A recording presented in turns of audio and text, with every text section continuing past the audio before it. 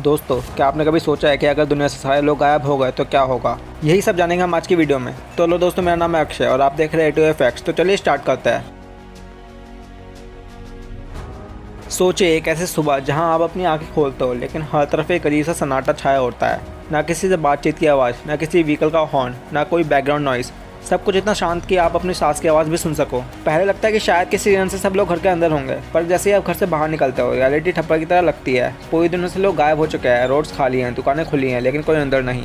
घरों के दरवाजे अधूरे खुले हैं, टीवी चालू है लेकिन देखने वाला कोई नहीं। एक जिंदा दुनिया लेकिन बिना इंसान के। ये शुरुआत है उस दुनिया की जिसमें सिर्फ खामोशी का राज है। जब दुनिया से एक ही पल में सब इंसान गायब हो जाए तो सबसे पहला इम्पैक्ट उन जगहों पर पड़ता है जहाँ ह्यूमन कंट्रोल क्रिटिकल है, जैसे airports, railway station, hospitals, nuclear plants, planes जो हवा में है। कुछ टाइम तक ऑटो पायलट पर चलेंगे लेकिन इवेंचुअली क्रैश हो जाएंगे। मेट्रो लाइन्स रुक जाएंगी और उसके अंदर सिर्फ मशीन का मैकेनिकल ह्यूमन रहेगा। न्यूक्लियर प्लांट्स में अगर कूलिंग सिस्टम बंद हो गया तो मेल्टडाउन या रेडियो एक्टिव लीकेज तक हो सकती है। एक ऐसा साइलेंट एपोकलिप्स शुरू हो चुकी है जहाँ तबाही का कोई शोर नहीं, बस धीरे धीरे सब कुछ टूट रहा है। दुनिया के इलेक्ट्रिकल ग्रिड्स कुछ दिनों तक चलेंगे क्योंकि कई जगह ऑटोमेशन इंस्टॉल होता है, लेकिन जैसे ही मशीन्स को मैनुअल चेक की जरूरत पड़ेगी फेलियर शुरू हो जाएंगे। सब स्टेशन ओवरलोड होने लगेंगे, ट्रांसफॉर्मर्स ब्लास्ट करने लगेंगे और अंधेरा दुनिया पर छा जाएगा। पहले शहर, फिर टाउन्स, फिर villages, always slowly lose electricity. जब लाइट चली जाएंगी तब दुनिया का असली हॉन्टेड वर्जन सामने आएगा। सब कुछ वैसा ही होगा जैसे लोग छोड़कर गए थे। Laptops open, mobile phone charging पे, kitchen gas on, washing machine में भीगते कपड़े, लेकिन अब कोई नहीं है जो उन्हें बंद करे। इंटरनेट सिस्टम्स भी कुछ दिनों तक ऑटोमेटेड सर्वर्स की वजह से एक्टिव रहेंगे, लेकिन डेटा सेंटर्स को कूल रखने के लिए जो मैसिव कूलिंग सिस्टम चाहिए होता है वो मैनुअल मेंटेनेंस के बिना शटडाउन होने लगता है।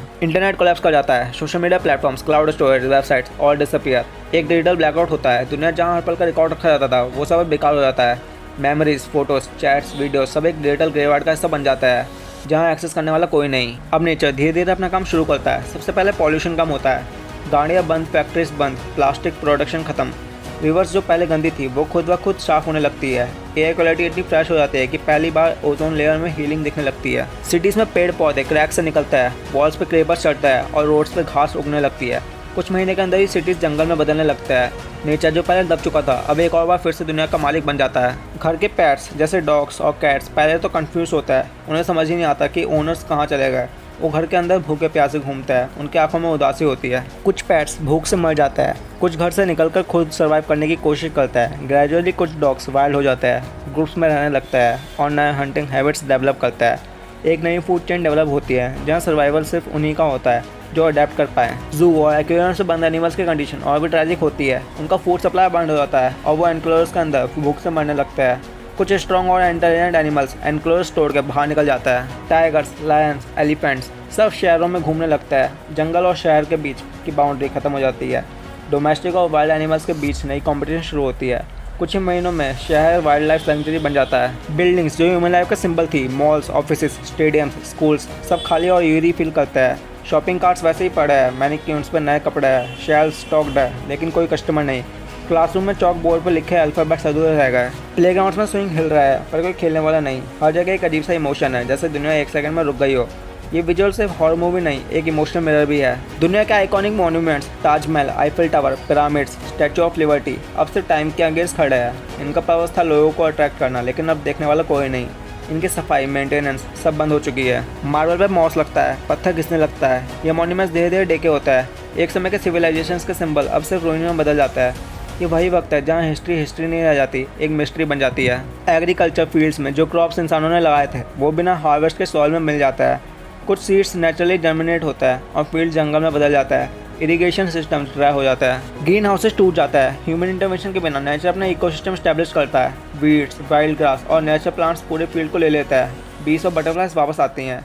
एक बार फिर से प्रकृति अपने पूरे फॉर्म में लौट आती है। कुछ सालों बाद कंक्रीट सिटीज अपने अस्तित्व के लिए स्ट्रगल करने लगती है। बिना मेंटेनेंस के ब्रिजेस कोलैप्स करने लगता है। बिल्डिंग्स में क्रैक्स पड़ जाता है और स्काई स्क्रैपर्स धूल और प्लांट्स से ढक जाता है। मुंबई का बैंड्रा, वॉली सी लिंक या न्यूयॉर्क का ब्रुकलिन ब्रिज ये सब ग्रेजुअली समुद्र के मॉइस्चर और रस्टिंग की वजह से गिरने लगता है।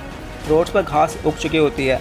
ट्रैफिक लाइट्स हमेशा के लिए ब्लिंक पे चली गई होती है। एक समय जहाँ बिलियंस का इंफ्रास्ट्रक्चर डेवलप हुआ था वो अब नेचर के हवाले है। इंसानों का अर्बन डोमिनेंस अब सिर्फ एक फेडेड मेमोरी बन चुका है। दुनिया के सबसे बड़े data storage centres Google, Facebook, NASA ये सब कुछ सालों में अनयूजुअल हो जाता है। सर्वर्स बिना कूलिंग के ओवरहीट हो जाता है। हार्ड ड्राइव्स कोरोड होने लगता है और क्लाउड सिस्टम फेल हो जाता है। जो डेटा हमने लिखा, रिकॉर्ड किया, प्रिजर्व किया वो सब डिस्ट्रॉय होने लगता है। लोगों के सपने, उनकी क्रिएटिविटी, उनका हिस्ट्री डेटा जमीन में दफना दिया जाता है। एक समय जहां इंसान अपने डिजिटल फुटप्रिंट के थ्रू अमर रहना चाहता था, अब उसका एक भी प्रूफ नहीं बचा। सैटेलाइट सिस्टम्स जो अर्थ को मॉनिटर करता है ग्रेजुअली लो ऑर्बिट में फेल हो जाता है, जीपीएस सिग्नल बंद हो जाता है, वेदर फोरकास्टिंग एंड हो जाती है। कुछ सैटेलाइट स्पेस में ही वंडर करता है जब तक वो अर्थ ग्रेविटी में आकर जल नहीं जाते। स्पेस से देखा जाए तो अर्थ अब एक और प्लैनेट है जहाँ लाइफ थी, लेकिन उसका सब सिग्नल्स म्यूट हो चुके हैं। कहीं से कोई रेडियो सिग्नल्स, कोई ट्रांसमिशन, कोई एसओएस नहीं आ रहा। अर्थ एक साइलेंट ब्लू डॉट बन जाता है। क्लाइमेट चेंज का इम्पैक्ट अब अनप्रेडिक्टेबल बन चुका है। बिना ह्यूमन इंटरफेरेंस के कुछ जगह नेचर बैलेंस कर लेती है, लेकिन कुछ जगह पहले की पॉल्यूशन और ग्लोबल वार्मिंग का रेसिडुअल इफेक्ट दिखता है। ग्लेशियर्स मेल्ट होता है, सी लेवल राइज करता है, कोस्टल सिटीज डूब जाता है। वेनिस, मियामी, मुंबई सब पानी में मिल चुके होता है। पर अब कोई प्रोटेस्ट नहीं करता, कोई डॉक्यूमेंट्री नहीं बनाता, कोई क्लाइमेट समिट नहीं होती। दुनिया के प्रॉब्लम्स अब सिर्फ प्रकृति और वक्त के बीच का एक स्ट्रगल बन गया है। कुछ 100 साल बाद एनिमल्स और इंसेक्ट्स दुनिया पर डोमिनेंट हो जाता है। इवोल्यूशन एक नया डायरेक्शन लेता है। डॉग्स, कैट्स, वुल्फ्स, बर्ड्स और इंसेक्ट्स ये सब अडैप्ट होकर नए इकोसिस्टम क्रिएट करता है। कुछ एनिमल्स हाइब्रिडाइज होता है और नए ट्रेड्स डेवलप करता है सर्वाइवल के लिए। जो शहर कभी ह्यूमंस के लिए बने थे अब वो शेल्टर है वाइल्ड एनिमल्स के लिए। बिल्डिंग्स में बर्ड्स नेट्स बनाता है, मेट्रो ट्रेन्स में वुल्फ्स घूमता है और स्विमिंग पूल्स में मिनी लेक्स बन जाता है। ये एक ऑल्टरनेट अर्थ बन गई है, एक ऐसी दुनिया जिसमें ह्यूमन सिविलाइजेशन से ओनली फुटप्रिंट्स बचा है, लेकिन इंसान नहीं। और फिर आता है सबसे पावरफुल क्वेश्चन, क्या इंसान वापस आ सकता है? अगर कोई बचा हुआ होता किसी लैब में, किसी रिमोट आइलैंड पे, किसी क्रायोजेनिक पॉड में, क्या वो सब कुछ फिर से रीबिल्ड कर सकता है? प्रैक्टिकल आंसर है मुश्किल। इतना सब इंफ्रास्ट्रक्चर खत्म हो चुका होगा, बुक्स डिग्रेड हो चुकी होंगी, इंटरनेट एक्सेस नहीं होगा और नॉलेज ट्रांसफर इम्पॉसिबल होगा। ह्यूमन सिविलाइजेशन एक फ्रेश स्लेट से शुरू करने पर मजबूर होती, शायद फिर से शुरू करना पड़ता। लेकिन अगर कोई एआई सिस्टम सर्वाइव करता है, कहीं किसी सर्वर रूम में एक्टिव है, तो वो ह्यूमन हिस्ट्री को एक अकेला विटनेस बन जाता। फिलॉसफी के पर्सपेक्टिव से देखा जाए तो इंसान का एग्जिस्टेंस नेचर के लिए सिर्फ एक शॉर्ट चैप्टर था। हम समझते थे कि हम दुनिया के मालिक हैं, लेकिन सच तो यह है कि हम सिर्फ गेस्ट थे। जिस प्रकृति ने हमें जन्म दिया उसने हमें वापस अब्जॉर्व कर लिया। सब inventions, Wars, art, science, religions सबका एक एंड हुआ, खात्मा। ये थॉट सिर्फ डिप्रेसिंग नहीं, डीपली हम्बलिंग भी है। हमने जो समझा कि हमेशा के लिए होगा वो सिर्फ एक ब्लिंक था कॉस्मिक टाइम के समुद्र में। अगर किसी एलियन सिविलाइजेशन ने अर्थ को ऑब्जर्व किया होता तो उन्हें एक अजीब सी कहानी दिखती। एक स्पीसीज जो रैपिडली इवॉल्व हुई, जिसने प्लैनेट को शेप दिया और फिर बिना किसी ट्रेस के गायब हो गई। शायद उनके लिए हम एक वार्निंग हो या एक क्यूरियोसिटी। उन्हें सिर्फ इतना दिखाई देगा कि यहाँ कभी इंटेलिजेंट लाइफ थी। उनकी रिपोर्ट्स में अर्थ एक गोस्ट सिविलाइजेशन के रूप में मेंशन होती। शायद किसी दिन वो अर्थ पर लैंड करे और ताजमहल या बुर्ज खलीफा के रिमेन्स देखकर स्पेकुलेट करे, क्या ये लोग अपने आप खत्म हुए हैं या किसी ग्रेटर फोर्स ने सब कुछ मिटा दिया। इंसानों के गायब होने के बाद सबसे इंपॉर्टेंट चीज़ जो बची रहती है वो है उनकी कहानी। कहानी जो मॉन्यूमेंट्स में छुपी होती है, कहानी जो बुक्स के पेजेस में बची होती है, कहानी जो रूइंस के पत्थरों पर लिखी होती है। शायद वो कभी डिकोड ना हो, लेकिन उनका होना एक प्रूफ है कि हम यहाँ थे। हर ब्रिक, हर डायरी, हर पेंटिंग एक साइलेंट स्क्रीम है जो कह रही है हम जिंदा थे, हमने कुछ बनाया था, हमने प्यार किया था, हमने जिया था। और अंत में अगर आप ये सोच रहे हो कि ये सब कभी होगा या नहीं होगा, तो याद रखिए दुनिया का सिस्टम फ्रेगाइल है।